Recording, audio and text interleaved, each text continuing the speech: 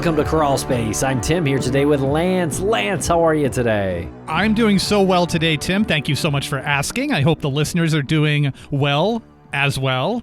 And this episode, I've been really anticipating its release. I've been eager to hear what the listeners are going to think about this. The guest is really different. It's a really different type of guest that we have on today. There is some crime-ish conversation that's happening, but Tim, I'm very ish on your mood. Can you tell me exactly how you're feeling today? I'm feeling all right. Thanks a lot for asking. And yeah, very interesting conversation today with Shaahin Cheyene. And this conversation ranges from his background to the drug he produced for club goers. And it definitely brushed against illegalities, and it sort of shook up the government. They got involved because I think Shaahin, he may say because they wanted their cut. They would probably tell you for safety. So you can see how this conversation is going to have two sides to it. Exactly. And there's actually one part of this conversation where he says, I've never done anything illegal. And we have a laugh about it because he says right after that, so is the interview over? Because he's on a true crime show. So we make a joke about how this is just kind of, again, brushing up against the crime conversation. He created this alternative to MDMA, ecstasy. It was a natural alternative that wasn't chemical based, according to his recipe. Apparently, he made millions and millions when he was 16, 17, 18 years old. And once that ended for him, he began this lifelong career as an entrepreneur. He also wrote a book called Billion, how he became the king of the thrill pill cult. And it's really interesting. We talk about this a little bit. And he says that Paris Hilton's movie production company is going to make a movie about it. I definitely think it would be a very interesting story, so I do hope that happens. Okay, so let us know what you think on Spotify or YouTube. And follow us on social media at Crawlspace Podcast or Crawlspace Pod. We're going to break quick for commercial, and we'll be right back with Shaahin Cheyene.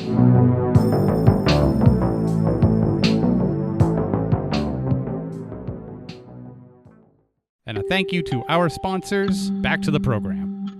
Welcome to the podcast, Shaahin Cheyene. How are you today? Never been better. Today is a great day to be alive. Thanks for having me on, guys. Never been better. Today is a great day to be alive. This is such a unique opportunity for us because we speak with a lot of people who are involved with crime, true crime, justice, and we have a lot of agencies that reach out to us and they say, hey, we have this filmmaker or this writer. They might be perfect for your show. And your agency reached out to us and introduced us to Jonathan Schwartz, who we had on. And that was an incredible conversation. And then they were like, hey, do you want to interview the CEO of this company, the founder of this company? And that I don't think has ever happened in our existence, that the founder of the company is following up in an interview. But anyway, for those who don't know who you are, can you please introduce yourself and a little bit about your background? Sure, yeah. My name is Shaahin Cheyene. I am a serial entrepreneur, but I started when I was in my early teens, like around 16 years old. By the time I was 19, 20 years old, something like that, I created over $1 billion in revenue. I invented a smart drug that sparked a revolution. It was called Herbal Ecstasy, and this was during the 90s, the rave days. We had a crazy run with this product. It was one of the most successful supplements of all time. And from there, I went on to creating the vape and vaporization technology, I should say digital vaporization.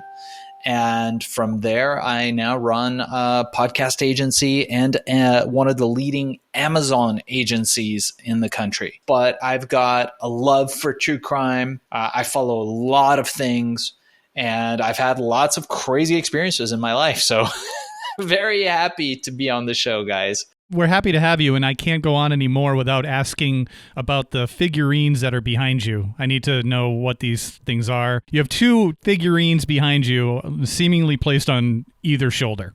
What are those? They're both actually known as fetishes from the African voodoo tradition. So I'm a big fan of everything shamanism. I've studied indigenous cultures, hung out with all kinds of tribes. I usually carry back something from all of my journeys. These are from the voodoo traditions in Africa. Pretty cool looking things. Are they functional? You know, voodoo and I'm not an expert by any stretch of the imagination, generated from West Africa.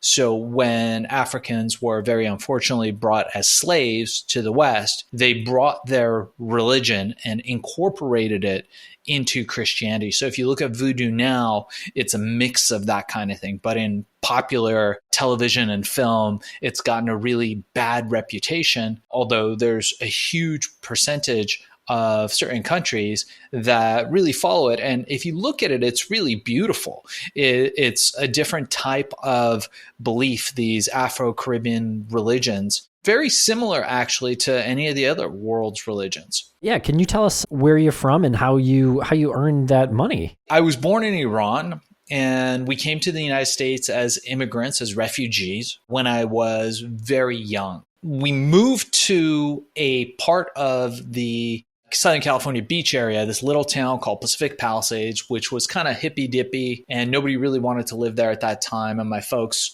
scratched together as much money as they could to buy a house. And we bought a house, and the area started gentrifying very quickly, but we were poor. And so I saw all this wealth around me. I saw everybody in their Porsches and in their Mercedes and driving down Pacific Coast Highway, living the high life. Seemingly, there was no path for me to achieve that. So, of course, I go to my folks and I'm like, hey, Mom, Dad, I want that. I don't want this, right? I don't want to clip coupons and my dad had a dry cleaner. So the only new clothes we got were 1 or 2 years behind that people left at the dry cleaners. That was what we wore. So our clothes were always too big. We never ate out at restaurants. I said, I want that life. I want to do all that stuff. How do I do that? And they said, Shani, you can be a doctor. It is the only way. And everybody knows immigrant parents, right? There's only one option. It's doctor. So there was a dude in my neighborhood. He was a Persian guy. He was a doctor. I went over to see the guy.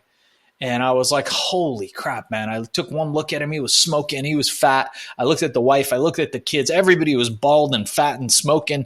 And I was like, dude, I just saw the stress, right? You ever see people where you just feel it? And I was like, if this is what it takes, I'm not willing. I'm going to sleep on the beach. So I left home at 15, cut ties with everybody, and went off to kind of discover my fame and fortune. And this was during the 90s, during the rave scene, the electronic music scene. I found a mentor, somebody who was kind of looking out for me in a lot of ways, kind of teaching me a lot of things. And he suggested I get involved in the electronic music scene. There was money there. So I went into the rave scene, the electronic music scene, and started looking at, hey, who's making money here? I want to make money, right? And I would eat, ketchup and mustard and relish from hot dog stands because it was free. I'd have some tortillas on me and I'd just throw that in there. That would be what I would eat, or whatever. Sometimes people would leave food at restaurants, they didn't finish their food. I would take that and eat it. But, you're 15. I don't really care. I was having a good time. And I was hanging out at these raves at night.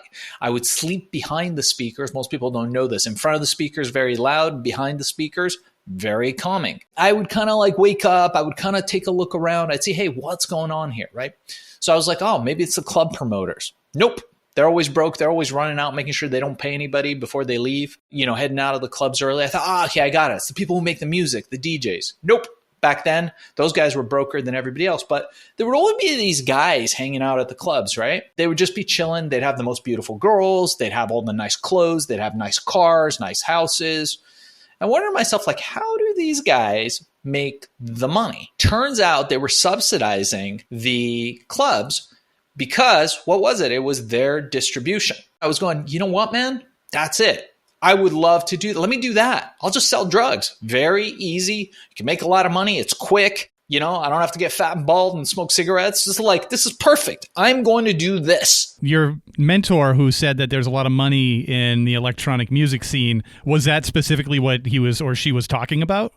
Without saying it? No, not at all. I write about this in my book. I have a book called Billion, How I Became King of the Thrill Pill Cult. There's a film being made by Paris Hilton's company, 1110, about my life story and about the Herbal Ecstasy times.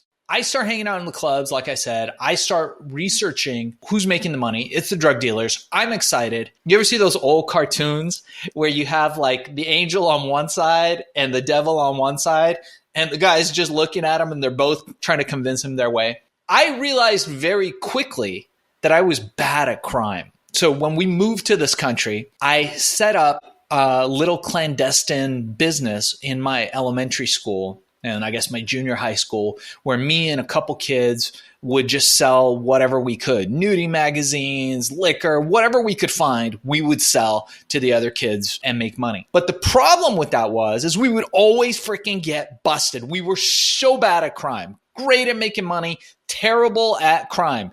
And I remember as a kid telling myself, like sitting myself down and looking at myself and saying, dude, whatever you do, don't do crime. So now I'm sitting here thinking, wow, I'm going to be an illustrious drug dealer. This is going to be amazing. But then I had that, the angel on my shoulder telling me, hey, dude, like, seriously, like, don't do crime. And then it hit me. Maybe there's a way to do it without doing anything illegal. And I went upon the journey of discovering how I could create a legal version of the most popular party drug of that time, ecstasy or MDMA. Somehow I got myself a girlfriend, just like the movies, man. She would be sneaking me into the house as the dad was leaving out the back door, be cooking up prototypes in her kitchen. We'd be giving it to all the youths in the neighborhood, testing it till we got a formula that worked. So the drug that you were primarily selling in your early days of the drug selling business was MDMA. No, it was an alternative to MDMA. No. I mean, before you started the alternative, you were selling anything, or you were? I wasn't selling any illegal drugs, unfortunately. Oh, you never actually sold illegal drugs? No. Should we end the show now, gentlemen? No. Great. So you saw that was the most popular drug that people were buying at raves. That's right. And you said, I'm very bad at crime, so if I'll sell one unit of this and get caught. So That's now right. what I'm going to do is find a legal alternative. How did you look into the chemistry of what makes up MDMA, and how did you make those comparisons to whatever ingredients would be the alternative to the illegal ingredients? So it's a very detailed process, and I'm going to lay it out for you right now as quickly as I can. I just made stuff up as I went along, honestly. I was young, and I was hungry, and I was relentless, and I was willing to do anything legal that wasn't going to get me in trouble to get to where I wanted to go. So I started knocking on people's doors. I went to the library, looked at books, and I was like, hey, this guy wrote a book on, drugs. Let me call him. And he wouldn't answer my call. I'd show up at his door. I'd take a bus, whatever, show up at his door. And I'd be like, you're going to show me how this works, until I figured it out. And really, a lot of it was experimentation, going down to Chinatown. Back then it was pre-internet, buying some herbs and seeing what worked and what didn't. And there was lots of willing guinea pigs at that time. No question that whatever you are putting into this drug is going to harm the person. No, generally speaking, the herbs that I was using were very safe. I did talk to a lot of people that were like herbalists and people experienced in these kinds of formulations to ask them, hey, what can I put with something else? So there aren't a lot of like common herbs that you can buy that'll destroy you. And really this was, some of the most common herbs found in supplements at the time. Now, a lot of it's illegal now, but back then it was no problem. A lot of it is illegal now. They banned ephedra, which was a key ingredient. In my opinion, I won't tell anybody to take anything. I am definitely not a doctor or qualified to tell you what you should take, but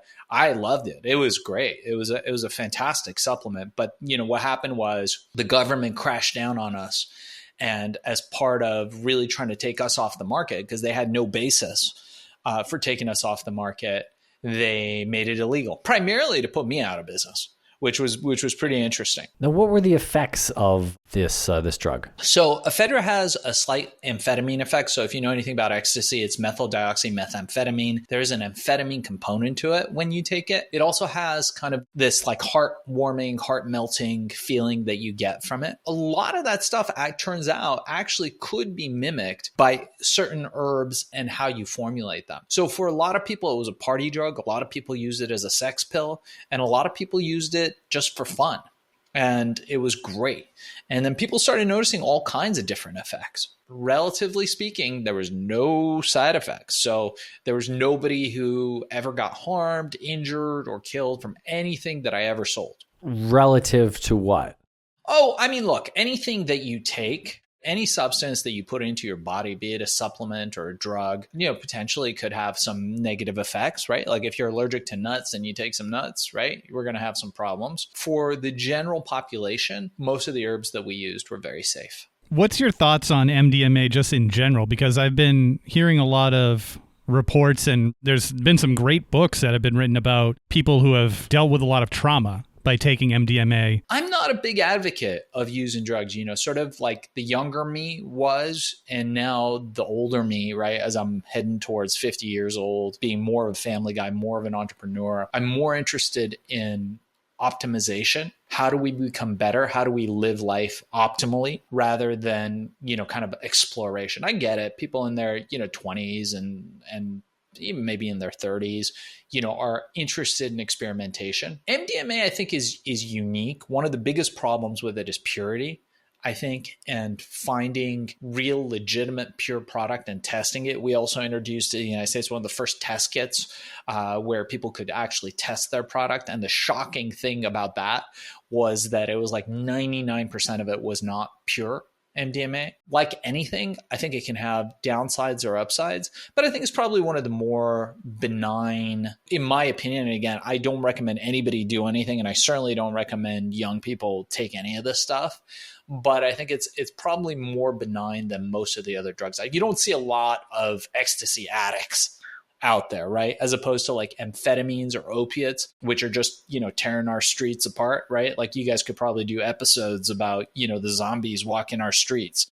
Drugs like ecstasy, you don't really see somebody tweaking on that out the corner selling their mom's car stereo, right? That's usually amphetamines or opiates, which are much bigger problems. So I don't talk out against them. I just think that if you're a human being who's trying to optimize your life to live better, and I will put the caveat, like you said, with the exception of people who have PTSD or are doing some type of therapy work under the supervision of a medical professional or somebody who's an expert in the health and wellness field who knows about that. I don't feel that that any of this stuff will elevate you if you're looking to be in that top 1% of performers, which is really the space where I'm at now, coaching people in that space. Take us back to the developmental phase of Herbal Ecstasy, how you went about the recipes, and when you realized you had the winning recipe, how did that happen? So I read up on ephedra. I read up on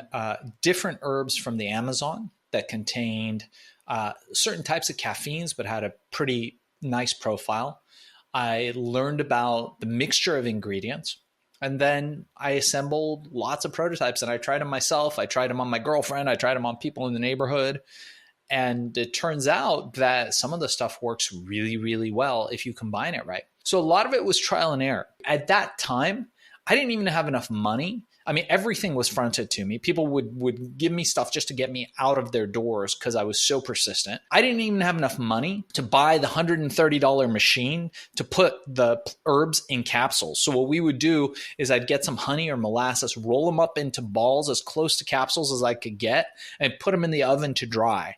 Then I'd get baggies. I had a little production line in our kitchen, because we knew her dad was at work all day. And we put in the balls, like there'd be goo balls in these little baggies. I put a little card in there. It would just have a butterfly. It looked a lot like your tattoo, a butterfly in there. And then I would walk into the clubs and I would sell them. I'd have a little briefcase or a little bag with me. I had a pager, so I'd give out my pager number. It was on the cards and people would page me and I would show up. I got the product out. One of the keys to my success at that time was the discovery of a new channel of distribution that nobody had ever figured out. During that time, remember, this was Just Say No. This was the war on drugs. This was all that stuff. The supply of real ecstasy had dried up. It was coming from one or two places in Europe. It's a very difficult drug to synthesize, I'm told.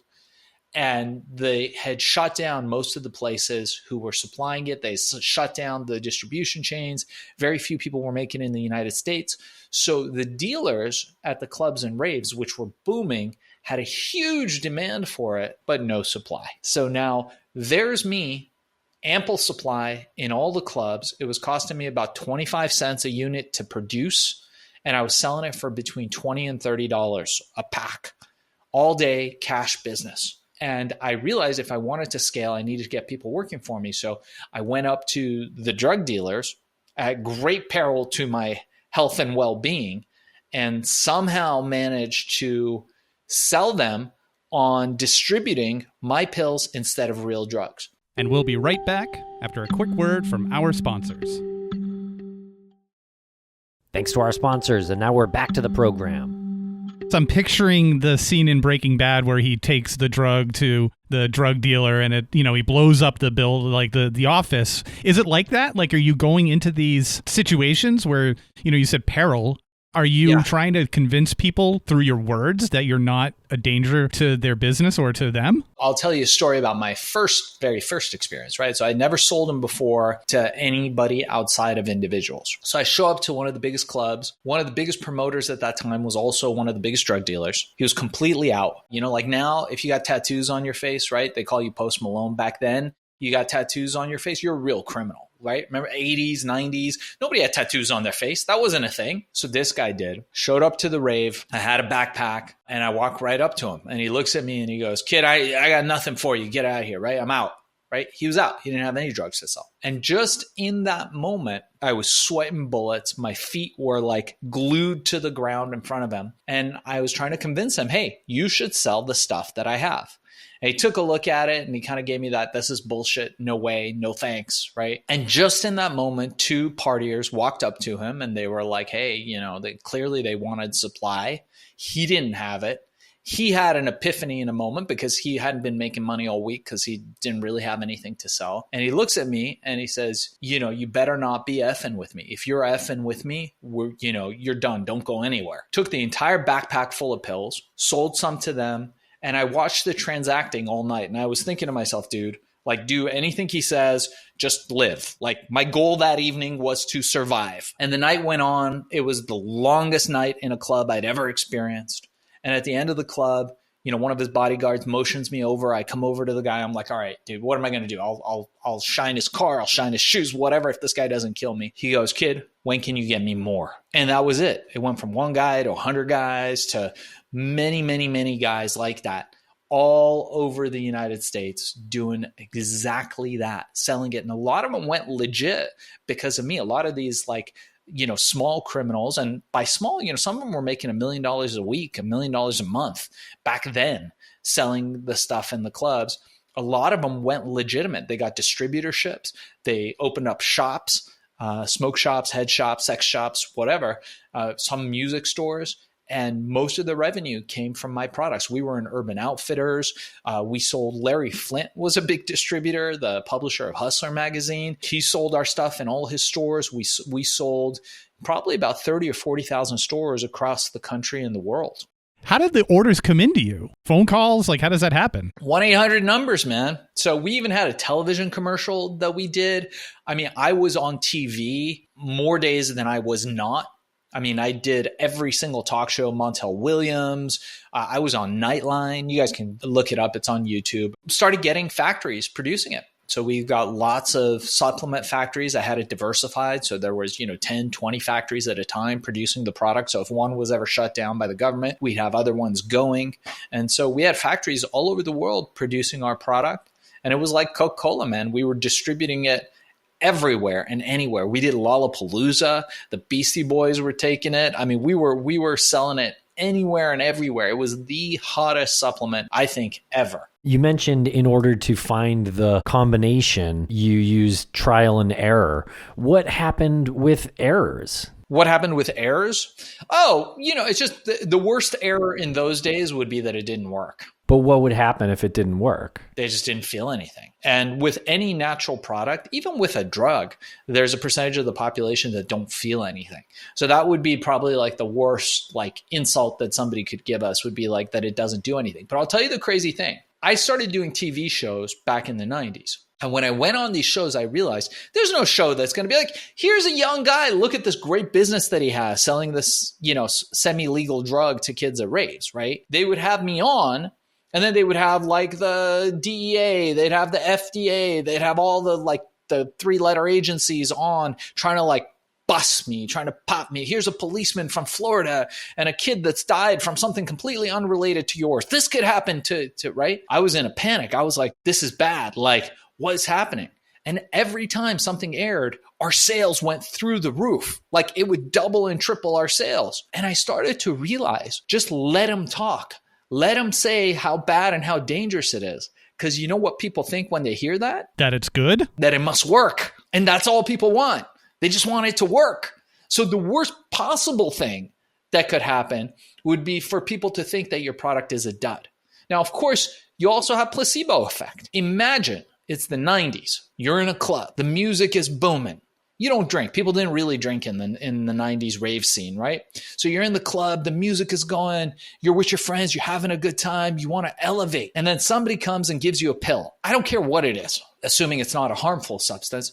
You're going to feel good. You're going to be like, man, this was amazing. The lights, the music, whatever. So there is a big placebo effect for anything in that time.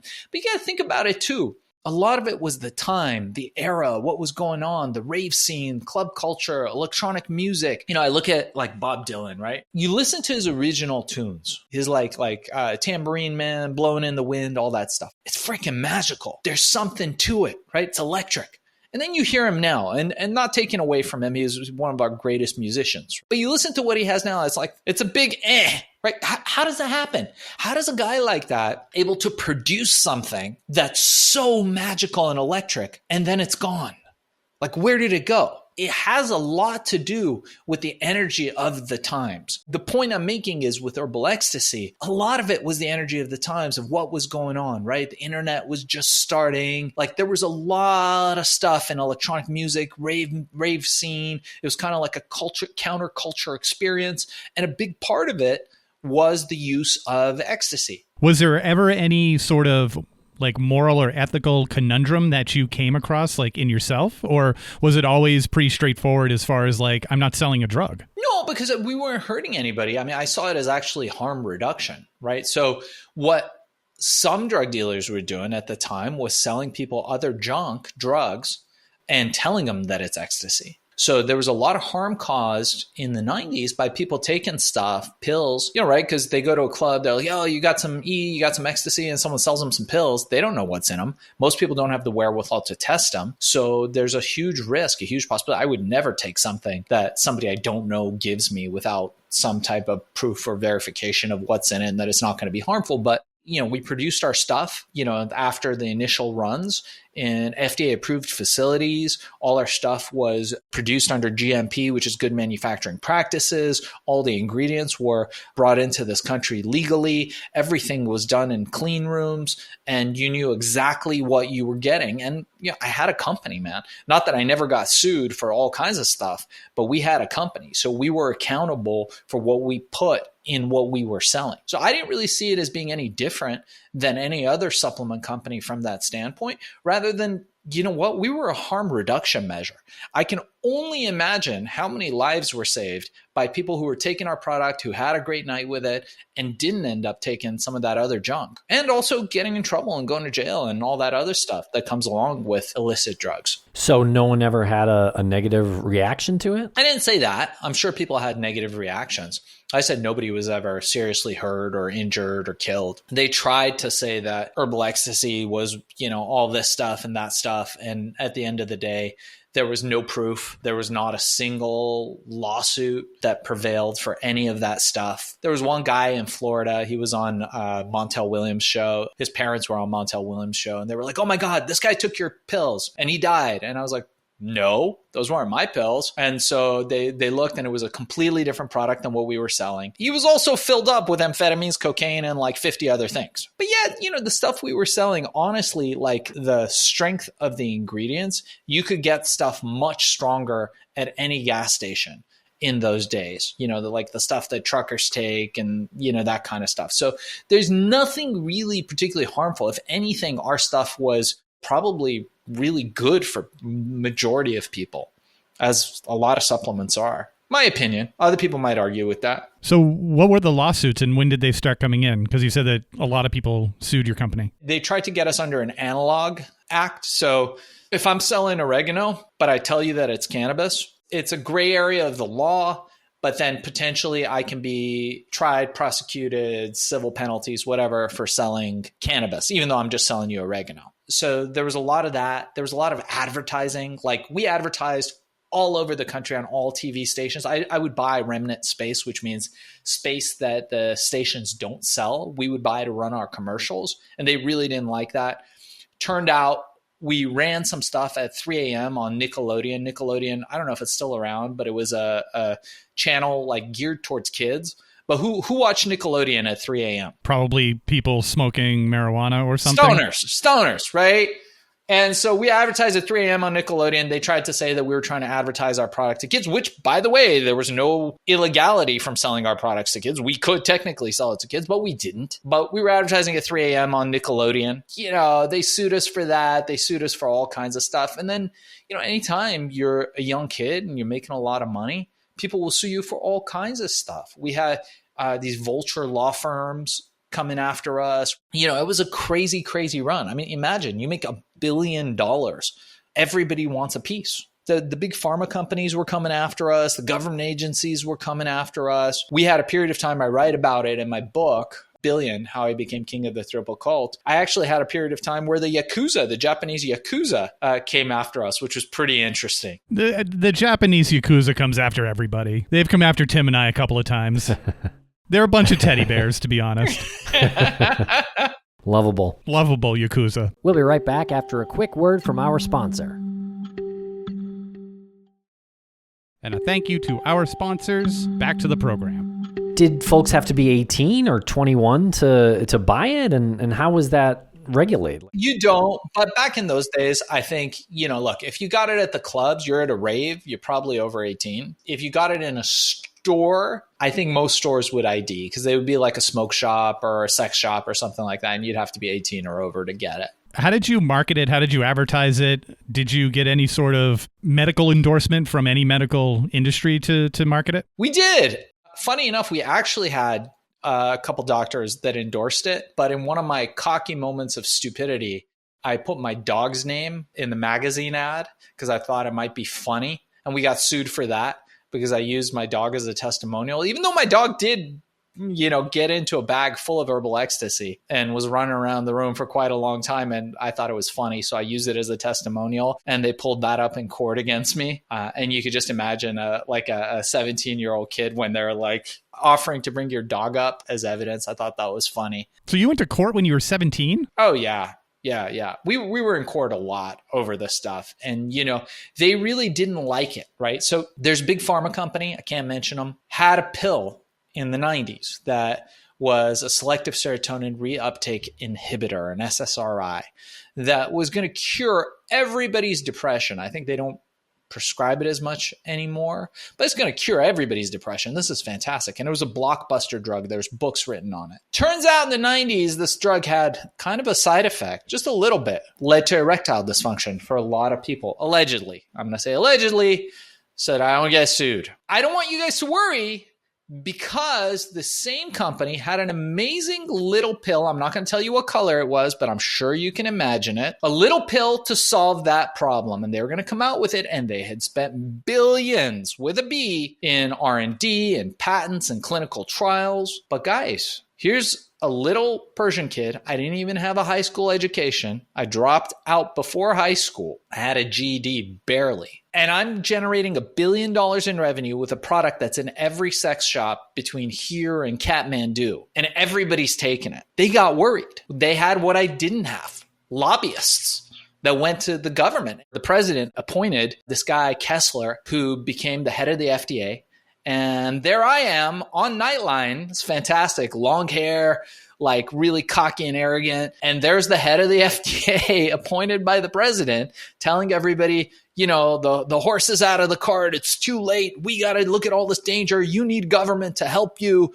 You know, otherwise this is all getting way out of control. That was the start of it. So to answer your question, our best marketing was the government and allowing them to get out there and tell people how dangerous we were and how powerless they were against doing anything about us. That alone rocketed our sales. And then the TV stations started picking it up. So I got free network advertising. There was a time where the TV host Montel Williams, he had one of the biggest talk shows of those days, invited me on. They flew me to New York, and I knew it was going to be an ambush, guys. I knew I was going to be just raked through the coals. And how old are you here? I think I was like 18, 19, something like that. So I get there.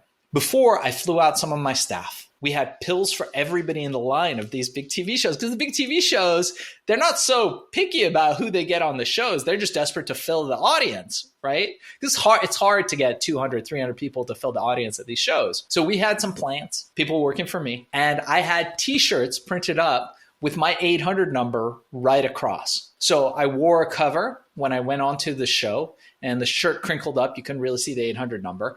And then once the show got going, I took the cover off, exposing the 800 number. What they didn't know was that we had paid several people in the audience to stand up, also wearing the T-shirts with the product. We actually paid, they didn't want money. They just wanted Herbal Ecstasy. Funny enough, I was like, dude, offer them money, whatever, to stand up during the show. So you can watch this on YouTube. It's on YouTube. It's also going to be in the film. I talk about it in my book. And so the show starts. Montel comes on. He's angry. You know, the one guy gets up. He's a policeman. Yeah, this is terrible. Not this product. I didn't take this, but something else destroyed my brain. And then like another guy gets up, and then you got the parents of some kid who died from something that I didn't make. And so it's the perfect storm of like ambushing me.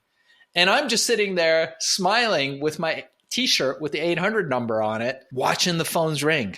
We made $1 million from that one airing in the 1990s. It was epic. And it took them multiple airings before they realized what had actually happened. So their ambush of you failed. Their ambush of me was successful as an ambush, but a failure in decreasing my sales because it did the opposite. What is it like being 17, 18 years old and generating that much revenue?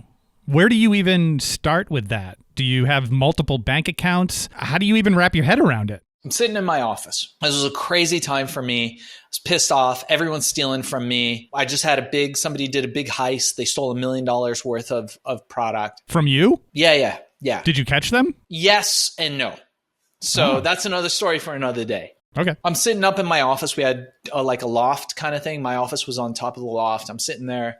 My dog comes in, wagging her tail, knocks down a box of stuff, right? I open, the pile of stuff. I start looking through it. There's a check for $1 million that I hadn't cashed. I just remember looking at it and throwing it back into the pile and moving back to what I was doing. And then for a second stopping and going, 6 months before I was sleeping on the beach. And now I don't even have time to look at $1 million check. Like it just wasn't worth my bandwidth. I just threw it back in the pile. It'll eventually get dealt with. This is actually happening. I'm going to show you something right now. It's not $1 million check. I found this the other day, and I was so happy that I found a $50 gift card that I had lost. And this thing went into my wallet so fast. And I'm like, that is going to help out with groceries this week. So your $1 million check story is resonating. Okay, good. So I remember thinking, man, that's irrelevant. And then I looked behind me, and we'd just done Lollapalooza, or one of these big concerts, these festivals. We were making so much money that I had to buy vans, like little minivans, whatever, and have people go there with duffel bags full of cash and bring them to my office, and then us figure out what to do with them. So when I looked behind me, there was a stack of duffel bags filled with cash and some pills, right? Sometimes, a pack was opened or something. They'd be in there. The driver would be doing it. And I would have, these little minivan buses, whatever, going back and forth from the shows, carrying back the cash in bags. Sometimes it wouldn't all show up. Sometimes it would all show up. It was crazy times. I had multiple exotic cars. I had boats. I was flying everywhere, first class. There was nothing that I couldn't buy. It was almost like everything was free. I could buy anything I wanted to. That's just the beginning of the story. It was an absolute insane time in my history. So when did don't take this the wrong way. When did the downfall happen? When did the empire start to, crumble? It was mainly when they banned the main ingredient. And so then we played cat and mouse for a little while, where I would go on TV and be like, okay, they banned my main ingredient, but here's the new one. And then they would rush to ban that one, and then that thing would be banned. And then I'd come up with another one. And eventually you just get tired, right? I got tired of like being chased. It's very nerve-wracking to be chased, to be constantly sued. The thing I realized, I don't know exactly when, but it was sometime in the 90s, is that you can't really fight the government, because no matter how much money and resources you have, they will always have more, right? There isn't somebody that's going, this is too expensive, I'm going to back out, right? They're going to get you no matter what they're going to do. They really wanted me because I was a young kid. I wasn't playing by the rules. And this is the other crazy part about this whole thing. The government wants you. They're going to get you at any cost. It doesn't really matter the merits of the situation. But the thing that was like mind-blowing to me, now mind you, I don't have a high school education. I have a GED, so I'm not the smartest guy on the block when it comes to this stuff, was that in every single circumstance, they just ask for money. So like if I was a smarter guy, if I wasn't so rebellious or reluctant to pay them, you can just pay them. So the government comes and goes, oh my God, you made da-da-da claims to this and that, and you got to pay us $20,000. And I would just, thumb my nose at them or give them the middle finger, and then I'd have all these lawyers and expenses and all this stuff. You could just pay them. You could pay them and you're fine, right? As long as you're not doing anything criminal. Even if you're doing something criminal, oftentimes you can just pay, which is insane in this country, that's a thing. Is that like your hindsight talking, or did you really have like the chance to pay people to get it approved? Oh yeah, no, you could not to get it approved. There was nothing to approve or disapprove, but you could just pay people to make these findings go away. So look, let's say I advertised on Nickelodeon. Oh, mea culpa, right? Too bad, right? Okay, so then they make a claim. Now they got to sue you. They got to go through the process, due process, all that stuff. So they come and they say, hey, we can do it our way, the easy way, or we can do it your way, the hard way. So here's the thing. Pay us $1 million and we'll end it, $1 million in fines, right? And then they'll publicize, hey, so-and-so company paid $1 million in fines and they're agreeing not to ever advertise on Nickelodeon again. I just tell them to fuck off. And that's what I did. So maybe if I didn't do that back then, it would be a lot easier now. Same with the FDA, same with the FTC, same with the FDA, same with the 3-letter agencies, all of them. And this is why these massive corporations get away with so much, is because for them, they just pay. In retrospect, had I a $1 billion company again like that, I probably would just play ball. And you can negotiate, right? They don't expect you to pay the $1 million. They expect you to come back and be like, dude, we can't pay $1 million. But I got a $50 gift card I just found. We'll pay that $50 gift card, right? But there is something to finding something like that, right? When you find something that you thought was lost or you didn't even remember that you had it, like find an extra 20 in your pocket, it's kind of a good feeling. It's a great feeling. This is a really great feeling. So how does one with your history end up owning and founding a podcast agency? So from Herbal Ecstasy, I went on to, I've had hundreds of companies, literally, but I learned a lot. I like to tell people it was a crash course in hard knocks, a crash course in business and success and the things to do and the things not to do, right? I've made over $1 billion in revenue in my time. I've lost hundreds of millions of dollars. I like to think that I haven't lost the lesson, even though I've lost a lot of the money. I like to feel that I'm not as young as I was, but I am a little bit smarter. I am a little bit wiser. I do have the benefits of experience with me. And so to answer your question, I took those lessons. I launched basically the first digital vaporizer that launched all the vapes that you see now came from technology that I built and patented. It was the first company like that. That company I exited around 2006 and went public. From there, I went on to the Amazon space. And now, I also, part of what I do is teach people how to create predictable recurring revenue streams without doing crime by selling on Amazon, although sometimes it might feel like crime. I quickly realized that I should write a book about my journey, particularly with Herbal Ecstasy. So I wrote my book, Billion, How I Became King of the Thrill Pill Cult. Did I mention you could get it on Audible? And which is really funny, because if you know anything about authors, like we make nothing from books or, audiobooks or any of that stuff. Even like I've got clients that are like best-selling authors, like it's pennies. So I got to keep reminding them to mention their books and stuff. From there, I decided, hey, what's the best way to get a movie made about my life? And I thought it was podcasts. And there really wasn't anybody doing it. So I started Podcast Cola, which is our podcast booking agency.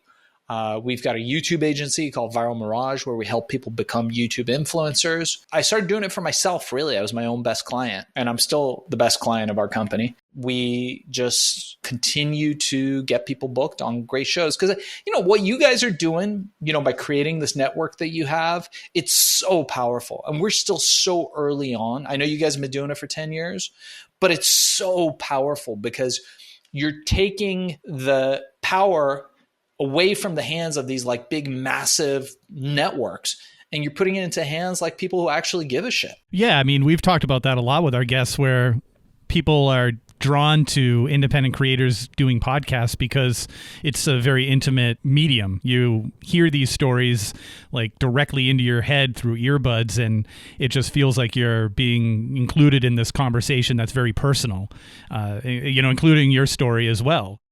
And so I'm chuckling because I don't even know how to describe you. You're like the first non-criminal crime person that you just fly so close to it, but you're not a criminal. Yeah, it's funny how that works, right? Don't take that as an insult. Like Not at all. Yeah, okay. Yeah, I mean it's like anything, right? Like you ever look at like prison movies or like, documentaries about prison, and you look at the cops, what do you call them? The prison guards, and you look at the prisoners, and you start to realize that they're just really the same people on the other side of the fence. They're not too different from each other. Like the cops and the criminals that they arrest, oftentimes very similar, right? They just belong to a different gang. I feel like there's a parallel universe. I'm big on those parallel universe theories where my life could have gone in a very different direction. It was just that it lined up in this universe in a world where, elementary school, I realized that I was really bad at crime. There's no other reason than that realization. Otherwise, it sounds glorious, man. Yeah, I wish other criminals who didn't realize that they were bad at crime realized that at the same age. Because we have far too many stories where we talk to people who have been victims of crimes, and it'd be really nice if the people who perpetrated those would be like, you know what, I'm just not good at this. That would save a lot of people a lot of trauma. Some of them are so dumb. So dumb. It's like rule number 1 of crime, don't write down your crimes. Rule number 2, don't talk about your crime. It's true. But, at the end of the day, it's kind of about like what you guys are doing too. You're inspiring people with the kind of entertainment that you're putting out. And my life's been about that. It's been about creating cool products and bringing people in and creating these, moments in history where cool shit happens and people can become a part of it, either with connecting with a product or a service that I provide. And maybe in my own little mind, I think, hey, maybe I made the world a little better by doing that. Wow. Well, this has been a really interesting conversation. Thank you so much for joining us here today. I really appreciate your time and your stories here. Is there a website that you give out, like a main website? There's my name, ShaahinCheyene.com. If you're interested in the book, again, it's called Billion, How I Became King of the Thrill Pill Cult, available Amazon and Audible. You guys can check that out. If you're interested in being a guest on great podcasts like this, especially if you're a criminal, we'll pitch you to the guys here. Check out Podcast Cola. It's podcastcola.com. Really, that's the best way. I'll give out my email. Anybody wants to reach out to me. This is a weird thing that I do, but I respond to every single email personally. It might take me a minute, but I do. I love hearing from people. My email is darkzess@gmail.com, darkzess@gmail.com. Reach out to me if you're interested in any of the above, or get me through Podcast Cola. You can always fill out the form there and get a hold of me. And my final question, the cover of your book, Billion, How I Became King of the Thrill Pill Cult, that's you on the cover of your book? Yeah. Look at that hair. So The 90s were a crazy time, right? But that's how I looked. And that picture was taken by world famous photographer, this guy, David LaChapelle in New York, upstate New York. And I think and he was generous enough to give me the photo for my book and the film. And that really sums up the time, right? That was exactly what it was like in one picture.